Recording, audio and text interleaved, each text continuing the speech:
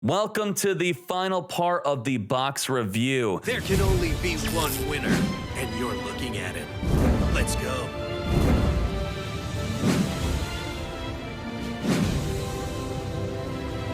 It is now time to review the most hyped up deck type of the box, which is Subterrors. They have received the most support over any other deck type. A quick overview of what this deck is about. It is all about Subterror behemoths. We got 1, 2, 3, 4, 5, 6, 7 behemoths. These are all your boss monsters of the deck. The main thing you want to focus on is how to summon them. Now, all Subterror behemoths all share 3 things in common. Number 1, all will special summon from your hand if you control a monster that's flipped face down. Number 2, they all have flip effects. Number 3, all can flip themselves face down once per turn. So before we talk about the behemoths themselves, we're going to look at 2 non-Subterror cards, Golem Sentry and Maidens. Both of these cards are great, and any cards that are similar to this because they have the effect of once per turn they could flip themselves face down, which triggers the effect of your behemoths to summon themselves from your hand. What's great about Golem Sentry is on its flip summon, it could target a monster your opponent controls and return that to the hand, so that's great against extra deck monsters. What's great about the Maidens is on flip, you could draw a card, then discard a card, a great way to go through your deck. Now, besides special summoning them from your hand by a monster you control being flipped face down, we also have the card called Nemesis Warrior. Nemesis Warrior, through its own effect, is able to summon all of the behemoth monsters. The way you do that is on your turn or your opponent's turn, you could activate Nemesis Warrior to tribute itself and another monster you control to send a Subterror behemoth from your deck to the graveyard, and if your levels of the tributed monsters exceed or are equal to the Subterror behemoth you sent to the graveyard, you could special summon that behemoth onto the field. That special summon also includes special summoning your behemoth in face down defense, and we all know they all have flip effects. Nemesis Warrior does not stop there. After it summons a behemoth and your behemoth is face down and now your Nemesis Warrior is in the graveyard, if your behemoth flips face up by battle or flip summon, you could special summon your Nemesis Warrior from the graveyard onto the field. So not only does Nemesis Warrior help you summon your behemoths from the deck, it also keeps coming back from the graveyard. As if Nemesis Warrior was not good enough, later in this review, I'm going to talk about a really broken combo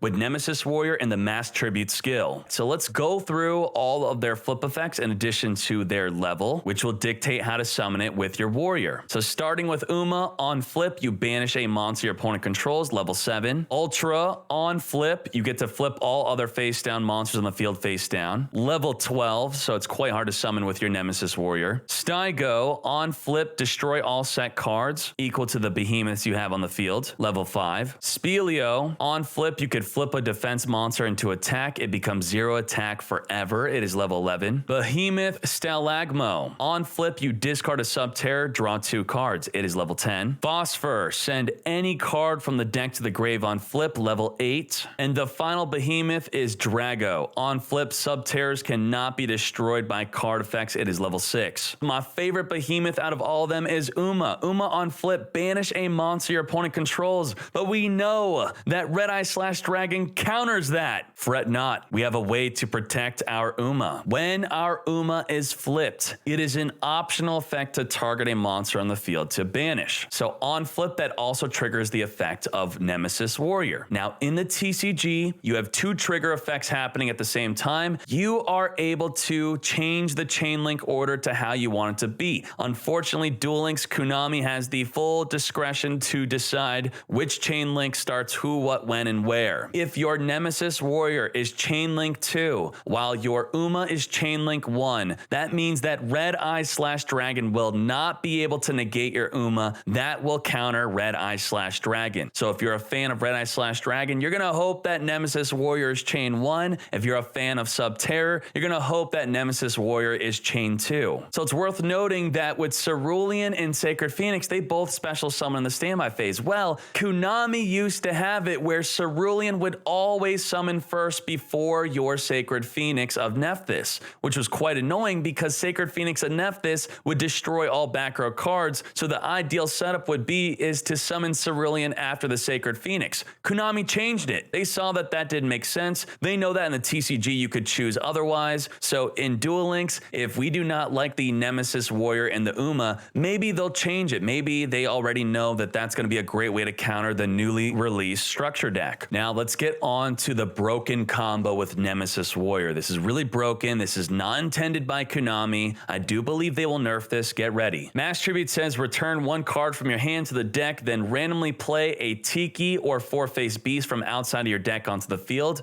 which are these cards. They're 1500 attack, normal monsters, level 4, which is definitely relevant in this scenario. You cannot normal summon or special summon any monsters after you activate this skill. So you could normal summon your Nemesis, then activate the effect to summon a Tiki or four-face beast onto the field. So get ready for the broken combo. Turn 1, we're going to summon Nemesis Warrior. Then we're going to activate Mass Tribute by shuffling any card from our hand back in the deck, and then we summon a Tiki. Then we end our turn. Now, on our opponent's turn, we have a Warrior and a Tiki on the field. You could activate your Nemesis Warrior to send an Uma from your deck to the grave, tribute Nemesis Warrior, tribute off your Tiki Elder, and then you could special summon your Uma from the grave. That's a one-card combo with the skill Mass Tribute. So what's the combo summary? What did you accomplish? You now have a face-down 2700 defense with the Warrior in the grave. You could banish any monster on Uma's flip, then special summon the Nemesis Warrior from the grave. You now have both on the field, and you could do it again. Even if they take out Uma, they also have to deal with the Nemesis Warrior that's now on the field, ready for you to use it on your next turn with another Mass Tribute or another monster. That is broken, especially if Konami decides for Uma and Warrior to counter Red Eye/Dragon. It will completely be up to them. Now, let me review probably the most broken trap of Duel Links. I cannot believe that this card exists. It's called Subterror Final Battle. It has 4 different effects. To be fair, I should say it has 5 effects. Its first official effect, its pre-effect is if you activate any of its 4 effects, it flips back down so you could activate it the following turn. It does not go to the graveyard. So number 1, it could flip up your Subterror monsters whenever you want. So when comboed with Uma, you could banish any monster on the field whenever you want. This will stop the Red Eye/Dragon from destroying your Uma by battle. Or you could use its second effect to flip down any Subterror monster. Or, you won't believe this,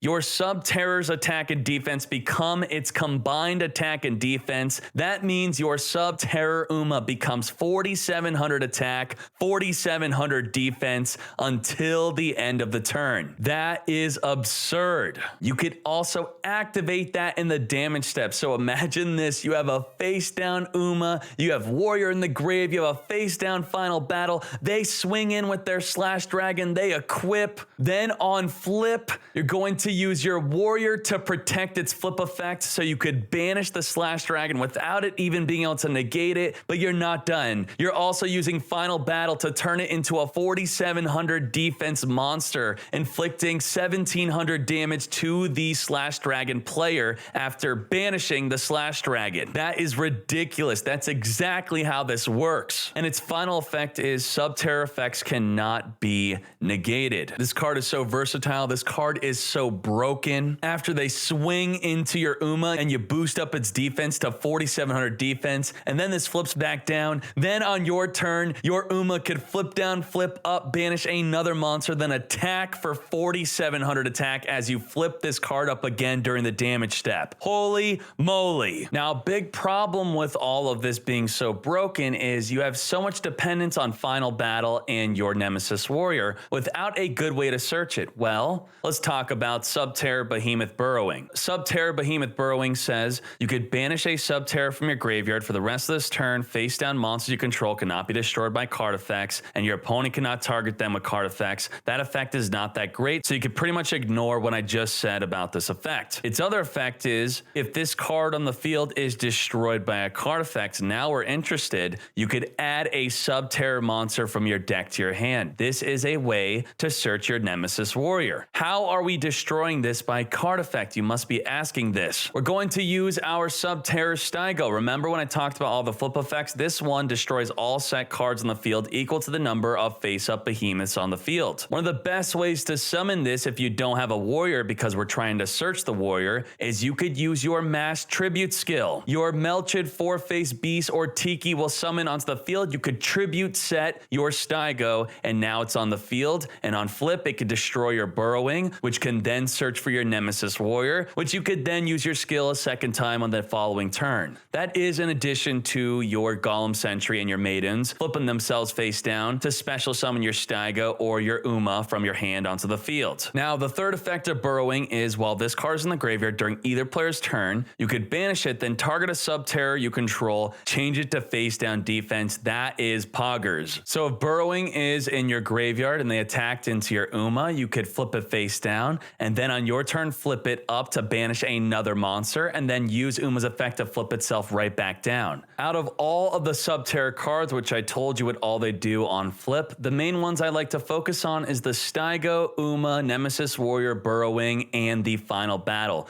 because I believe that will be the best way to play it. If you want more in-depth reviews on every single card in the box, you need to make sure you show up to my Twitch streams where I review every single card and I go incredibly in depth with everything. Otherwise, the YouTube is just meant to be a quick review to explain as best as possible how do these decks work and how you should plan on playing them on release day. It is my goal with these box reviews to make you feel like that if you do not watch these box reviews, that you will be behind everyone else on the release day as they all know how to use the cards and you're gonna have to wait for the follow-up videos on how to play them all. Let's talk about ultra and super rare cards that are not tied to a specific deck type. We only have 3 to talk about as everything else we have already talked about. Let's start with Keeper of the Shrine, an ultra rare card. This card says it counts as 2 tributes for the tribute summon of a dragon type monster, 2100 defense. While this card is in your hand or graveyard, if a face-up dragon type monster on the field is sent to the graveyard by a card effect or by battle, you could special summon this card. Then if that monster sent to the graveyard is a normal monster, you could add 1 dragon type normal from your graveyard to your hand.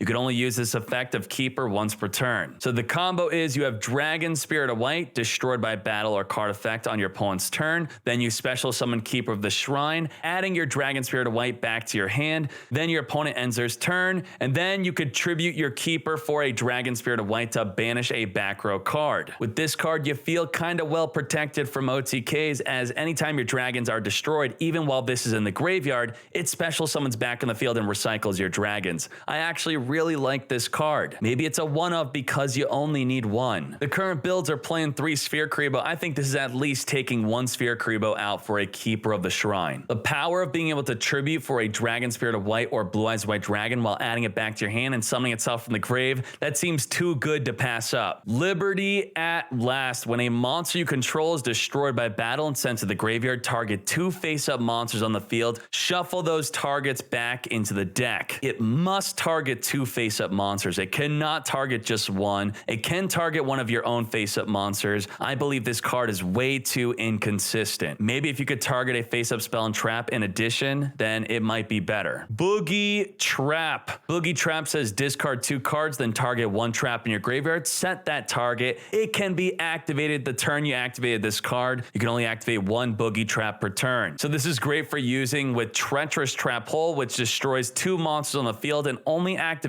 if you have no other traps in the grave. So usually you activate Treacherous, and that's the last time you Treacherous unless you Endless Trap Hell. So a Boogie Trap, you Treacherous, you add it back, you set it, you could use it again that turn. The problem with Boogie Trap is you cannot activate Boogie Trap if you do not have a trap in the grave already. Now, why would you want to do that? One of the cards you discard, you could set one of those cards and use it that turn, but you can only do that if you already have another trap in the grave to target one of your discarded traps. I think it's too slow. Maybe Mask of Darkness would be better, which is a flip effect that could add a trap from your grave. Now, while we discussed most of the rare normal cards by just discussing all of the deck types, there are a few hidden gems here. We have Magical Android. Magical Android, a level 5 Psychic Synchro. It requires any tuner, any non-tuner. Level 5, during each of your end phase gain 600. It's bigger than Armades, and if life point gain is relevant at the moment, this is a great card to summon. I could tell you in the past 6 months, there was at least one scenario on stream stream where I yelled to the whole stream if I had a magical android at this point, this moment, that I would win the duel. Now, another card is Bright Star Dragon. When this card is normal summoned, it is level 4, 1900 attack. That's very good stats. You could target one other face-up monster on the field, increase that target's level by 2 until the end of the turn. It is optional. So this with Cockle-Doodle-Doo, remember, if there are no monsters on the field, you could special summon it. It becomes level 3. If they have a monster and you don't, you could special summon it. It becomes level 4. So with Cockle-Doodle-Doo plus your Bright Star Dragon, you could make a level 8 synchro, level 7 synchro, or a level 9 synchro using this effect. That is a lot of options for how to synchro Shokan with your Bright Star Dragon and Cockle-Doodle-Doo. That is it for the box review. Dkayed Brigade